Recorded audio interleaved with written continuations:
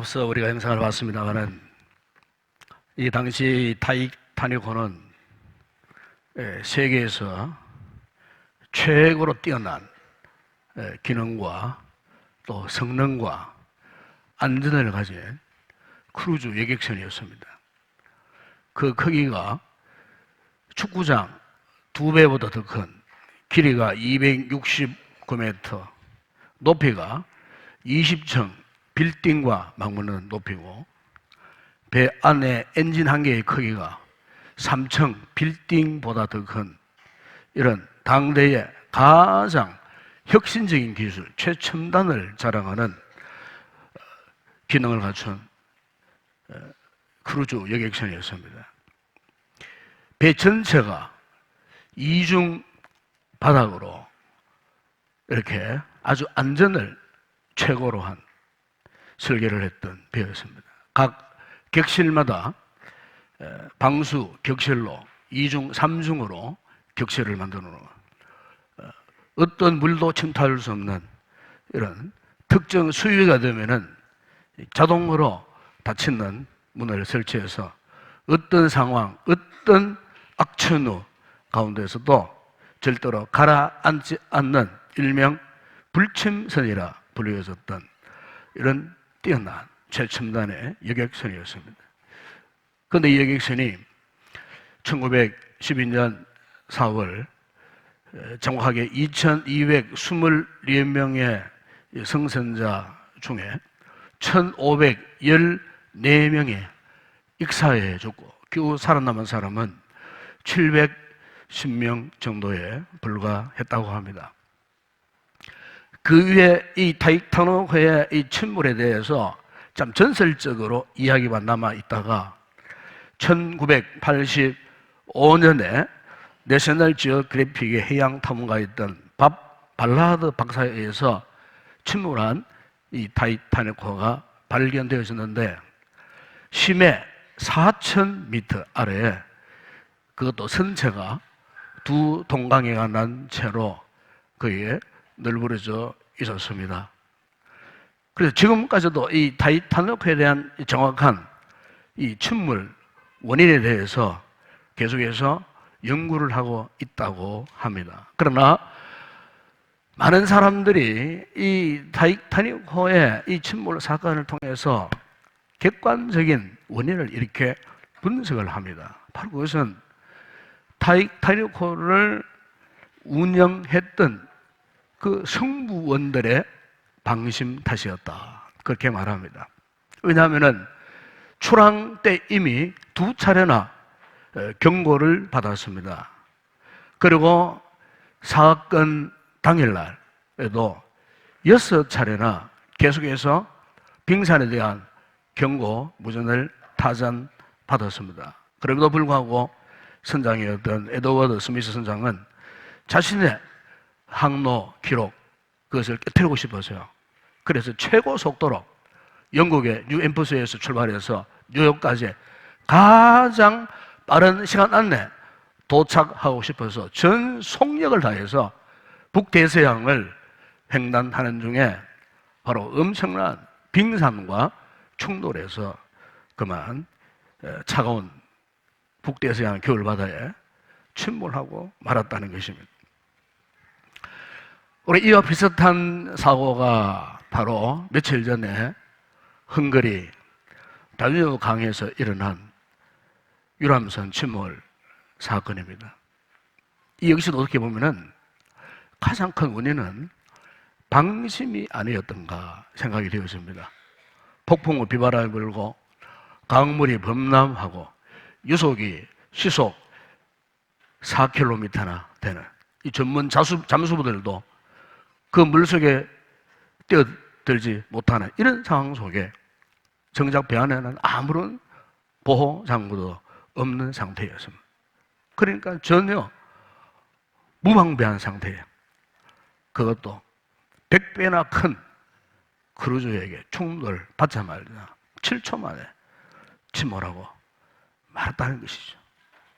이미 그 배가 그전된 지가 70년이나 지난 노후된 사글대로 썩어져 있는 그런 배예요. 예배에 승선한 분들의 여러 가지 참 안타까운 참 사연들이 있습니다. 어느 사위가 사랑하는 아내와 장인 장모님을 모시고 싶어서 또 6살 난 그 아이와 함께 그간 돌봐주었던 어른에게 보답하기 위해서 오랜만에 여행을 신청해서 여행 도중에 그만 아내도 장인 장모 귀한 자녀도 잃어버리는 참 너무나 비극적이고 불행한 이런 사건을 우리가 며칠 전에 알게 되었습니다. 저는 이런 상황들을 보면서 이런 생각이 나서요. 우리의 인생에 있어서 가장 중요한 이 삶의 자세가 무엇일까? 그것은 유비무환이다. 무슨 말입니까? 미리 준비했더라면은 화를 면할 수가 있었을 텐데 그런 뜻 아니겠어요? 미리 준비했다라면은 탈이 나지 않았을 텐데 그런 뜻이 아니겠어요? 실제로 우리가 인생을 살다 보게 되면은 이 말이 상당히 진리라는 사실을 느낄 때가 많아요. 우리가 자주 자동차를 운전할 때 흔히 경험하는 일들 아니겠어요? 안전벨트가 생명벨트다. 우리가 쉽게 안전벨트가 생명벨트다 말하지만은 실제 안전벨트를 잘 해서 어떤 위급한 상황을 경험을 했을 때에 그렇구나. 안전벨트 매는 것 이게 정말 생명벨트구나.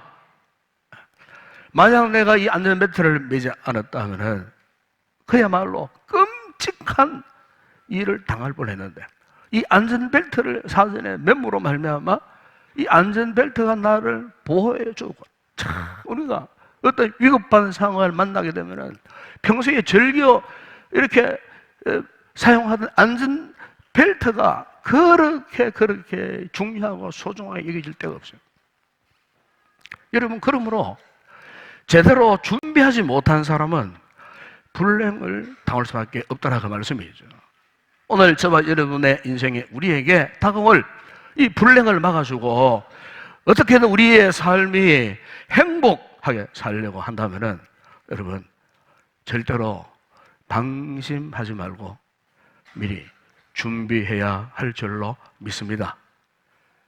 유비무환이든 무비요한이든 둘 중 어느 것을 선택하는 것, 바로 이것은 우리 인생이 행복하냐 아니면은 불행하냐 이것을 결정짓는 아주 중요한 바로미터가 아닐 수가 없어요. 오늘 저는 우리 교회 기민 초청 주일을 통해서 이곳에 처음으로 오신 이 베스터 여러분들, 그리고 지금까지 함께 믿음 생활했던 우리 성도들, 정말 우리가 이 준비해야 할 우리 인생에서 가장 중요하고 가장 이 소중한 우리가 준비해야 할 이것을 제가 이 시간 말씀드리고 싶어요. 왜냐하면 지금 우리에게는 다가오는 무서운 운명이 있습니다.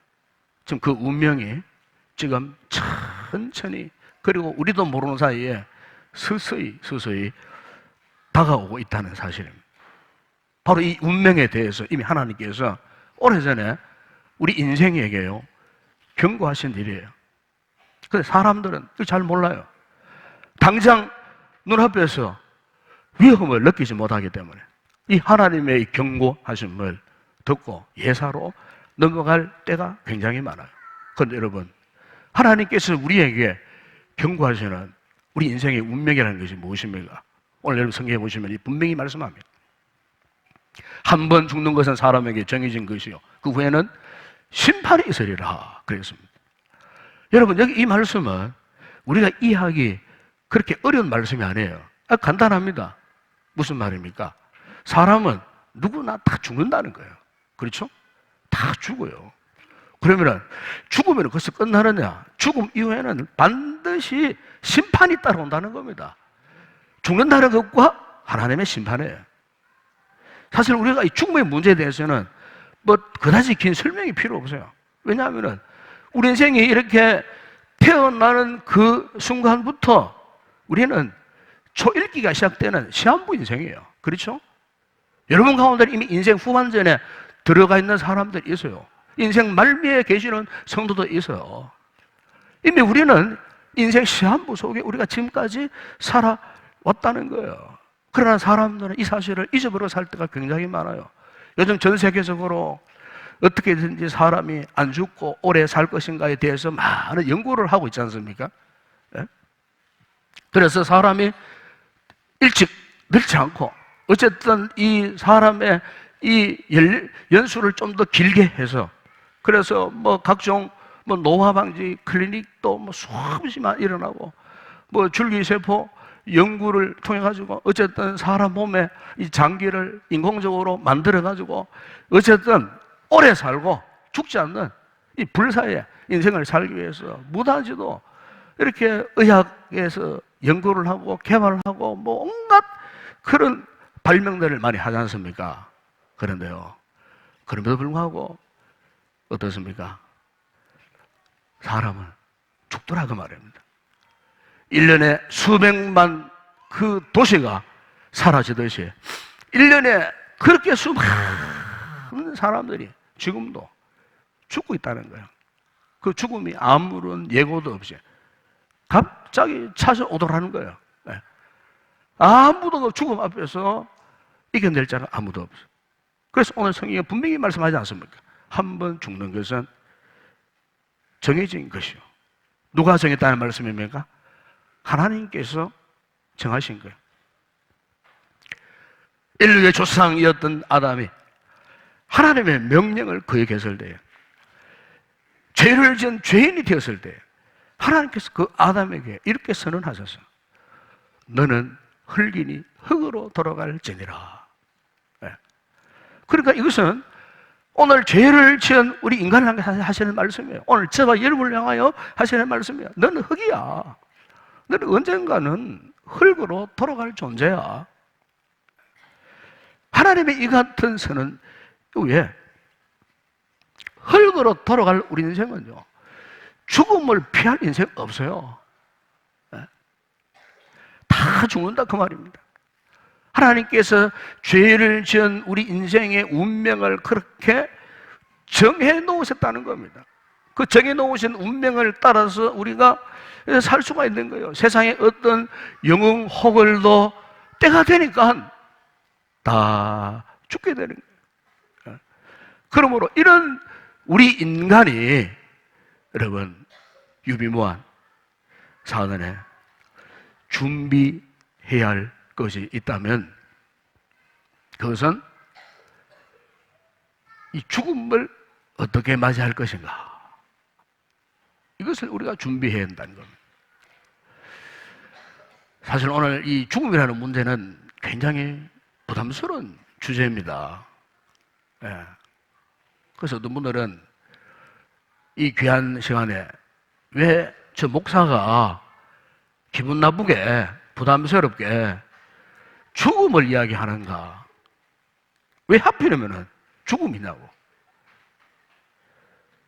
죽으면 다 끝나는데 죽음은 그냥 무아의 세계로 그냥 다 사라져 버리는데 아무런 고통도 없고.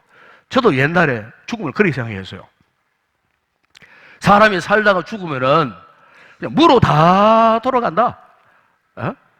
모든 문제 신경 쓸 필요 없는 그런 상황 속에 들어가기 때문에, 죽음이 그런 거기 때문에, 그래서 살아있는 동안 내가 하고 싶은 대로 세상적으로 엔조이하고 쾌락을 즐기고 마음대로 내키는 대로 그렇게 살다가 죽으면은 그냥 그대로 다 끝나버린다. 저도 과거에 그렇게 생각했어요. 그런데 성경을 보게 되면은요, 기가 막힌 사실이 있어요. 그게 뭐냐면은 죽음 이후에 반드시 따라오는 게 있다는 거예요. 그게 뭐냐면은 그 후에는 심판이 있으리라. 심판이 있어요. 이 죽음 이후에는 반드시 심판이 따라온다는 겁니다. 예.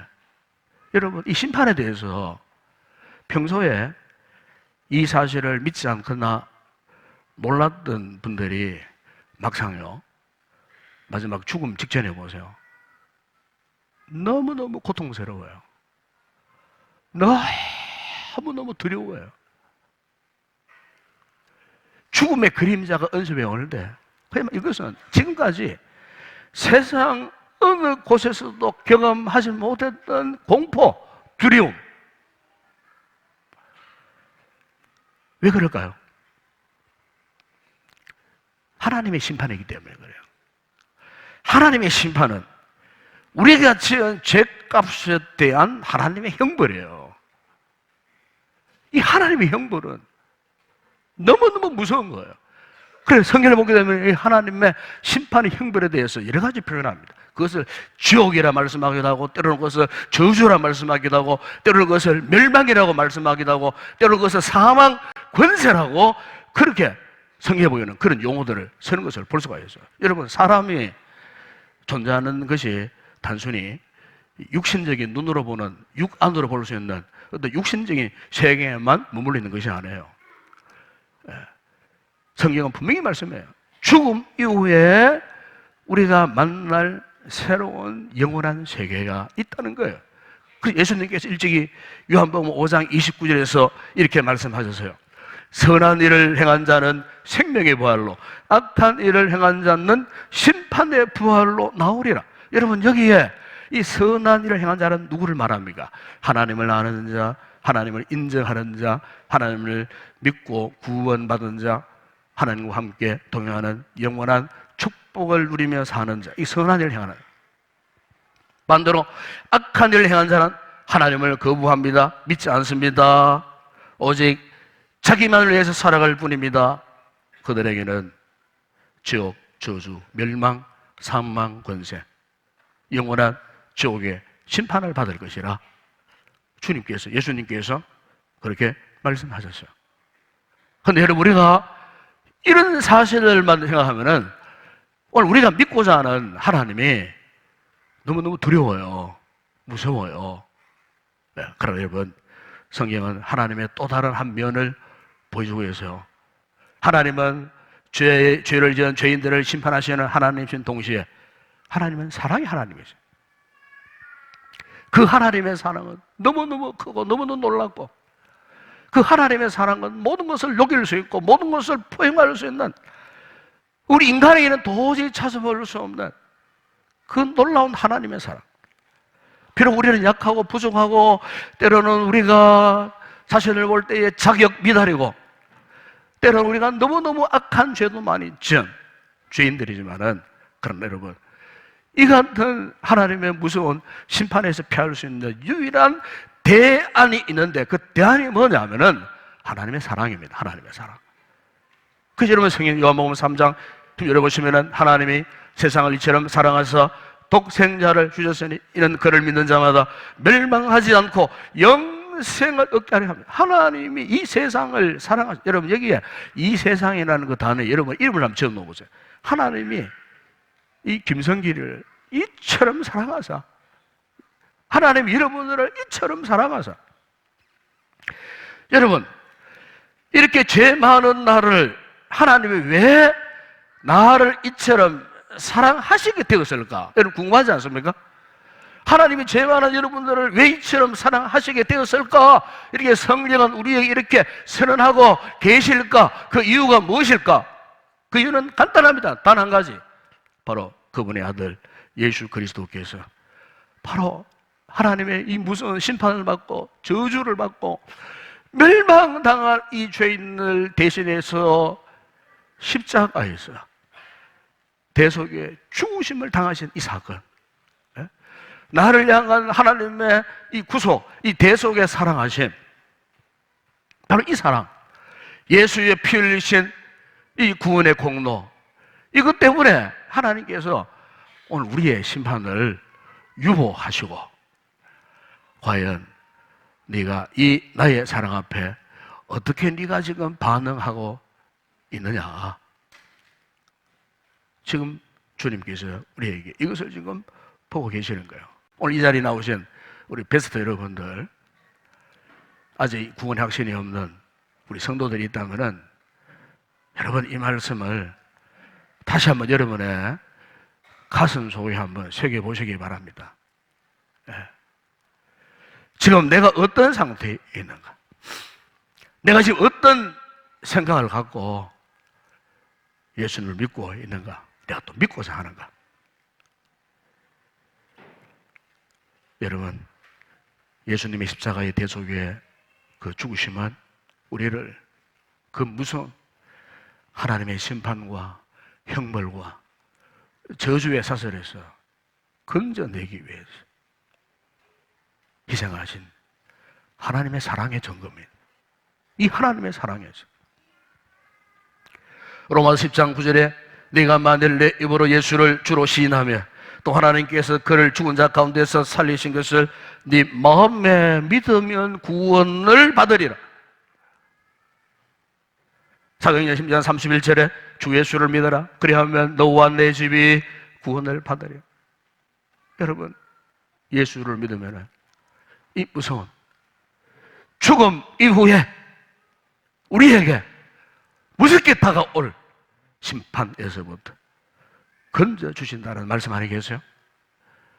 여러분, 우리가 예수님을 마음에 영접하면요, 중요한 아주 소중한 경험을 합니다. 그게 뭐냐면은 왠지 모르게 마음에 평안이 넘쳐요. 평안이 와요. 평안. 예수를 나의 구주와 주님으로 고백하는 그 순간에요, 말할 수 없는 마음의 평안, 말할 수 없는 기쁨. 왜냐하면 예수 믿고 구원받으면 하나님께서 적극적으로 심판의 두려움 대신에 평안을 주시고 심판의 무서운 형벌 대신에 기쁨을 주시기 때문에 이 순간에 예수 그리스도를 나의 구주와 주님으로 고백하면 이런 하나님의 주시는 평안, 기쁨, 즐거움, 지금까지 내가 한 번도 경험하지 못했던 이 놀라운 신령한 기쁨을 누리게 되는 줄로 믿습니다. 예? 아마 여러분 우리나라 이 대중 가요계에 이 거장이라고 불려지고 있는 이 조은파 씨를 잘 아실 거예요. 조은파. 이 조은파 작곡가, 뭐 작사도 하시고 작사를 많이 했죠. 시인이고. 이번에 이제 70년대에 7, 8, 90년대에 정말 유명한 이 작곡 작사가였어요. 아마 여러분들 이분에 대해서 이름은 잘 모를지 몰라도 이분이 이제 작사 작곡한 노래들이 많아요. 한 800여 곡이 있어요. 800여 곡이 있는데 그 중에 여러분 잘 아시는 뭐 아내에게 바치는 노래, 뭐 칠갑산, 또 대전아 씨가 불렀던 옥경이, 뭐 연안부도 등등 하여튼 뭐 수백 곡 7, 80년대를 아우르면서 정말 이 대중들에게 인기를 얻었던 수많은 곡들, 이분이 이제 작사 내지는 작곡하셨던 이런 분이에요. 그래서 지금 이분은 아주 신시단 크리스찬입니다. 크리스찬.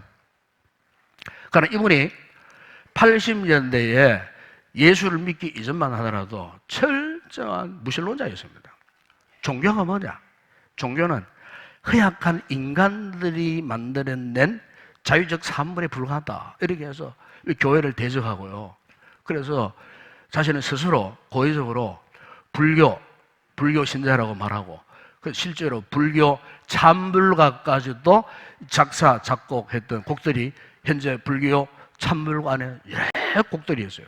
그런데 그럼에도 불구하고 그 당시에 그의 어머니와 동생은요 이미 예수를 믿는 신실한 크리스천이었어요.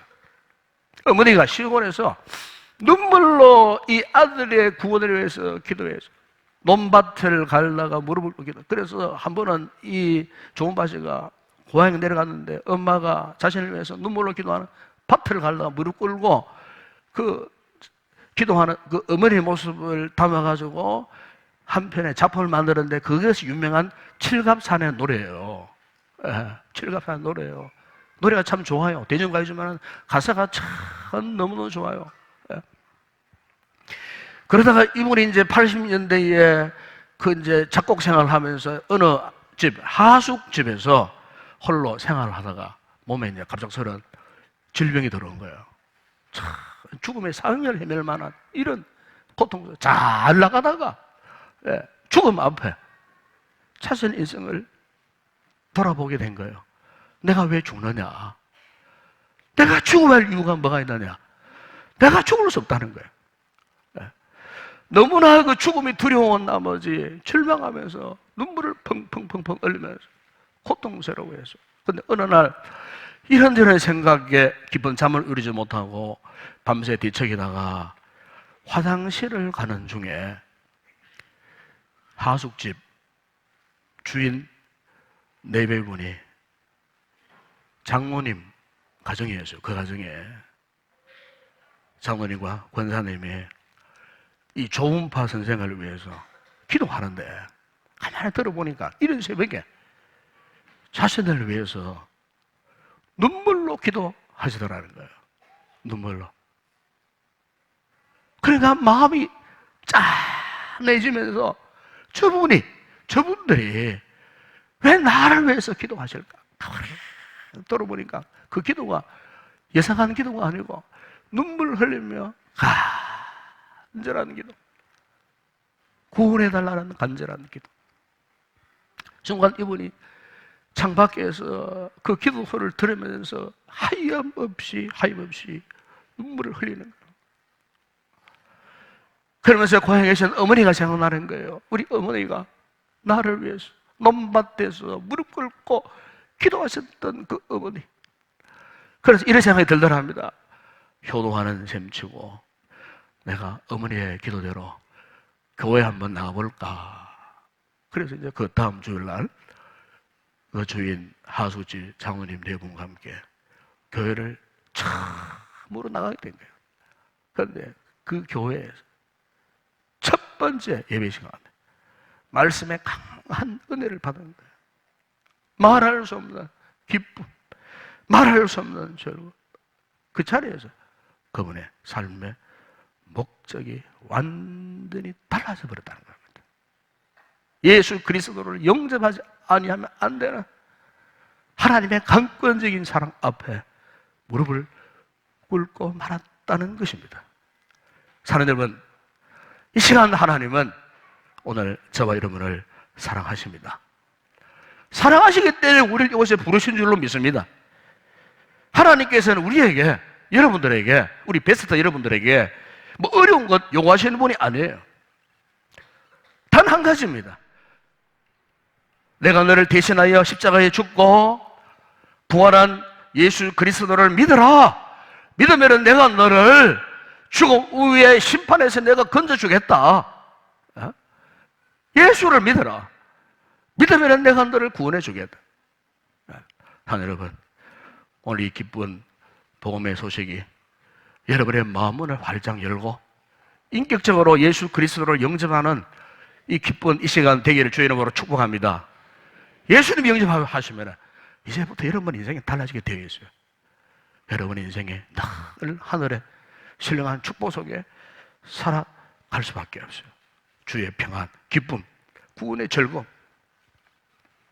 오늘 바라기는 우리 베스트 여러분들, 또 우리 성도들 가운데 아직까지 이 구원의 확신이 명확하지 못하신 분들, 우리 모든 성도들 다시 한번 이 복음의 복된 소식 여러분 마음에 깊이 새기시고 다시 한번 예수 그리스도를 나의 구원자, 삶의 주인으로 모셔드리는 귀한 축복의 시간이 되시기를 주의 이름으로 축원합니다.